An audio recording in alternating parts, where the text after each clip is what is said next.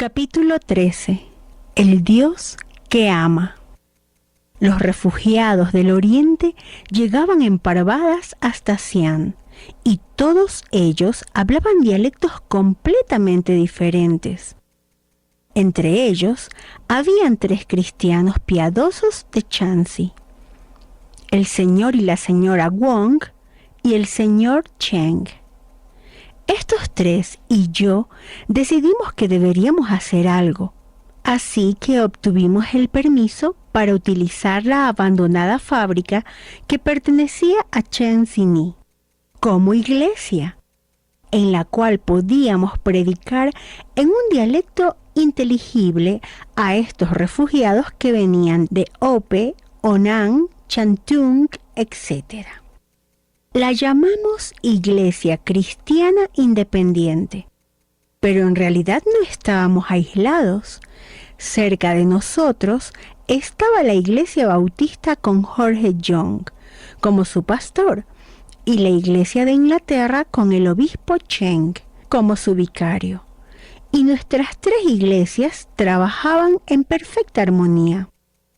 Éramos uno en espíritu, en propósito y en deseo. No queríamos otra cosa más que el verdadero servicio a Dios y la bendición para las almas necesitadas en derredor nuestro. Tal vez teníamos diferentes nombres, pero realmente todos éramos uno en Cristo Jesús. Si un refugiado asistía a la iglesia bautista o a la iglesia de Inglaterra, y si veían que quizá nosotros podíamos ayudarle con más facilidad, entonces era conducido hasta nosotros y presentado. Si una iglesia tenía una convención, entonces los miembros de las otras 2 iglesias asistían a las reuniones y recibían bendición. Después de cierto tiempo, dejé la mayoría de los niños a cargo del pastor Ma, puesto que yo no tenía tiempo de atenderlos y predicar continuamente al mismo tiempo. A menudo era descuidada y olvidadiza acerca de muchas cosas. Solo en lo que respecta al Evangelio, mi mente estaba muy alerta. Tal vez sea el obispo Shen principalmente a quien deba yo mi restauración a un estado de normalidad.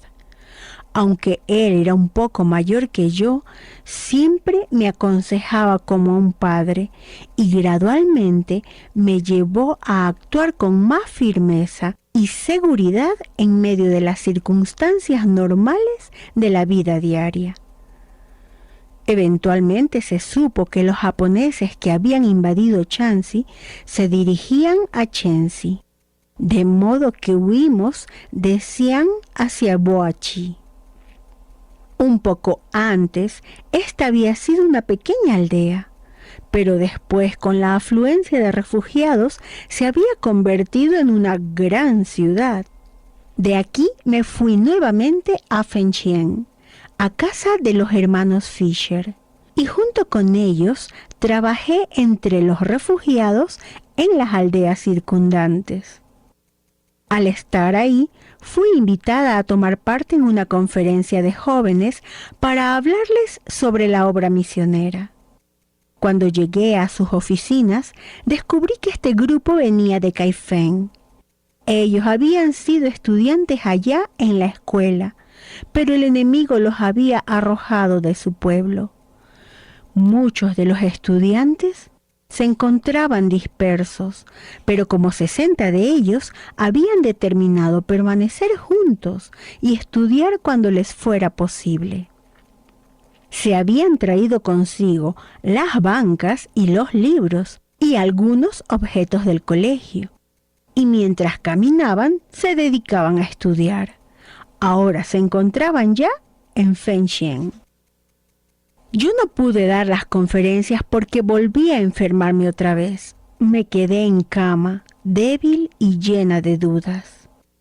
¿Por qué Dios me había permitido venir aquí para estar entre extraños y no hacer nada? Un día escuché murmullos que salían del cuarto contiguo. Me parecía como si las gentes estuviesen haciendo oración. Me deslicé de la cama, me puse mi capucha y mis chancletas y comencé a andar de puntillas para investigar. Miré hacia el corredor y vi como a 15 estudiantes acuclillándose en derredor de un mapa. Entonces uno pasó adelante, cerró sus ojos y colocó su dedo sobre el mapa. Algo semejante como cuando los niños jugaban a ponerle la cola al burro. Cuando el muchacho abrió los ojos, leyó en voz alta el nombre del lugar donde había puesto su dedo al azar y dijo: ¿Alguno de ustedes conoce algo acerca de este lugar? Yo me quedé fascinada al ver que uno tras otro elevaba plegarias por este desconocido pueblo o aldea. Enseguida otro pasó al frente y puso su dedo sobre el mapa en la misma forma, sin ver, y leyó otro nombre. Al finalizar la reunión, interrogué a los estudiantes y supe que llevaban dentro de su corazón este rinconcito del noroeste de China y que cada día hacían oración por lugares diferentes. Me quedé ahí por 3 semanas, lo más del tiempo en cama. Entonces, en otra de esas extrañas reuniones de oración, pregunté: ¿alguno de ustedes va a esos lugares por los que están orando? Nadie está libre. No hemos terminado nuestros estudios, no tenemos dinero y nadie conoce el país. Pero ahora nuestra oración especial es para que alguien vaya y explore el lugar. 2 días después, yo estaba convencida de que Dios me pedía que fuera a esta región desconocida. Me ofrecí como voluntaria a este grupo de jóvenes cristianos amantes y sinceros, y con sus plegarias y oraciones que hacían eco en mis oídos, emprendí el viaje casi enseguida. El paisaje era hermoso y los primeros días de mi tranquilo viaje fueron agradables. Podía conversar con todo el mundo, pero sabía que no pasaría mucho tiempo sin que se presentaran las dificultades del lenguaje. Al adentrarme en el noroeste, me las aviné cada mañana para conseguir a alguien que me acompañara como guía desde su aldea a la siguiente, hasta que llegué a Sinsui. Me quedé 1 o 2 noches con personas cristianas muy amistosas, pero cuando inquirí acerca del camino hacia adelante, todos a una me aconsejaron que regresara. «Usted no puede ir más adelante», exclamaron. «Este es el final. Más adelante no hay nada». «Pero el mundo no termina ahí, como lo afirman ustedes», respondí. «Debo seguir más adelante. Para eso he venido». Los aldeanos movieron sus cabezas tristemente. Para ese tiempo ya estaban seguros de que yo era algo rara. Entonces, sabiendo que me había propuesto a toda costa seguir adelante, un doctor chino se ofreció a acompañarme por 5 días. Lo llamaban el doctor Wang, y siempre había tenido curiosidad por saber lo que había más allá de las fronteras de su distrito. El doctor Wang era un cristiano, aunque posiblemente en aquel tiempo no tenía aún muchos conocimientos sobre el cristianismo, pero le agradaba leer, y durante nuestro viaje charlábamos y algunas veces discutíamos. Cuando yo no lo podía convencer, le daba mi Biblia, y él leía por sí mismo el pasaje objetado por él. Los 5 días se prolongaron hasta 9. Caminábamos sin parar, hablando con todos los que nos salían al paso, pues ninguno había escuchado antes acerca de Jesucristo, el Hijo del Dios de los cielos. Al 10º día llegamos hasta el pie de una montaña, y esa noche tuvimos que pernoctar en una choza inundada.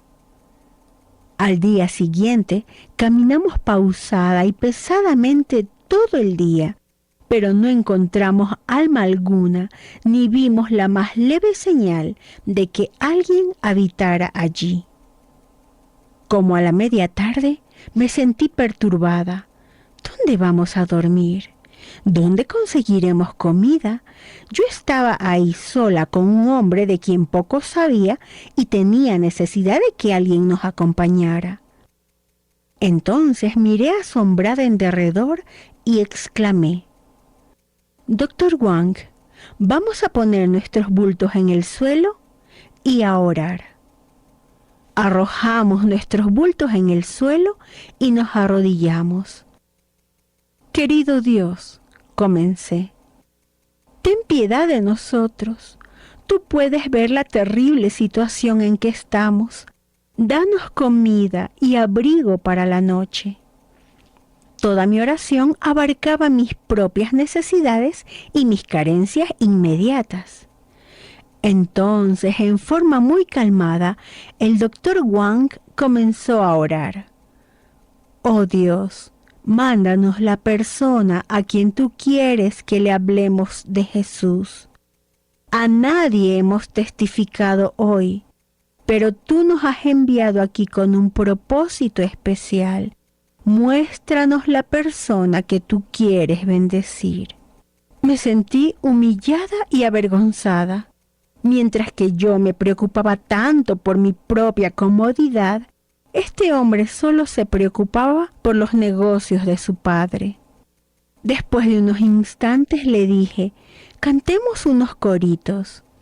Nos sentamos y cantamos, y nuestras voces debieron difundirse muy lejos, impulsadas por el aire transparente de la montaña. De repente, el doctor Wang saltó sobre sus pies. «¡Allí está nuestro hombre!», gritó, y antes de que pudiera detenerlo, se había marchado presuroso. Me quedé sola, sintiéndome muy pequeña y frágil en este solitario y yermo paraje. Finalmente pude ver 2 pequeñas manchas sobre la falda de la montaña. En tanto se aproximaba el doctor Wang, gritaba: «¡Venga, venga! ¡He encontrado a nuestro hombre!». Pero yo seguía sentada impasible. Para mí no tenía sentido trepar y trepar por aquella empinada y rocosa ladera. Eventualmente el doctor Wang me alcanzó y dijo: «Dios en verdad quiere que sigamos subiendo. Véngase». «¿Y qué de nuestros bultos?». «Déjelos, aquí no hay nadie quien los robe». En parte empujada y en parte llevada, ascendí y encontré recargado junto a una roca a un sacerdote lama tibetano. Lo miré con asombro tanto a él como al doctor Wang. Yo sabía que los lamas no querían meterse para nada con las mujeres y que también en su exterior parecían hombres santos, pero en el interior muchos de ellos eran malos, inmorales y supersticiosos. «¿Le dijo usted que yo era mujer?», pregunté al doctor Wang. «Sí, pero él ya la invitó a usted a pasar la noche en el amasario». Yo titubeé. ¿A qué nos estamos comprometiendo? ¿Por qué los sacerdotes tibetanos me invitan a mí a entrar en sus edificios sagrados? «No tenemos más a dónde ir», me advirtió el doctor Wang.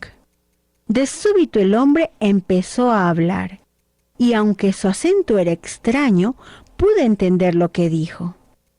«Desde hace mucho los esperábamos, para que nos hablen de ese Dios que ama».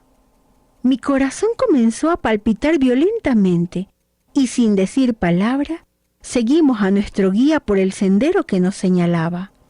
Entonces llegamos al amasario, y casi me quedé sin aliento ante la hermosura de aquella escena.